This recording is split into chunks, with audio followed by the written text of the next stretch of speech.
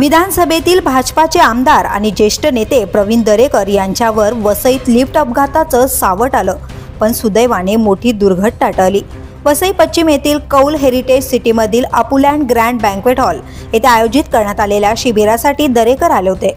जुन्या इमारतींच्या स्वयं पुनर्विकासासंदर्भातील या कार्यक्रमासाठी ते लिफ्टने वर जात असताना क्षमतेपेक्षा जास्त म्हणजे 17 जण लिफ्टमध्ये शिरल्यामुळे लिफ्ट अचानक बंद पडली। या घटनेने उपस्थितांमध्ये एकच खळबळ उडाली। लिफ्टमधील दरवाजा बंद, श्वास कोंडणारा क्षण आणि आत अडकलेले आमदार प्रवीण दरेकर, आमदार स्नेहा दुबे, पंडित आणि राजन नाईक सुमारे 5 ते 10 मिनिटांपर्यंत सुरू राहिलेल्या प्रयत्नांनंतर लोखंडी रॉड आणि इतर साहित्यांच्या मदतीने दरवाजा तोडण्यात आला आणि आत अडकलेल्या सर्वांची सुखरूप सुटका करण्यात आली। या घटनेनंतर सर्व नेते कार्यक्रमस्थळी रवाना झाले, मात्र या प्रसंगाने जुन्या इमारतींतील लिफ्ट सुरक्षेचा प्रश्न पुन्हा ऐरणीवर आलाय।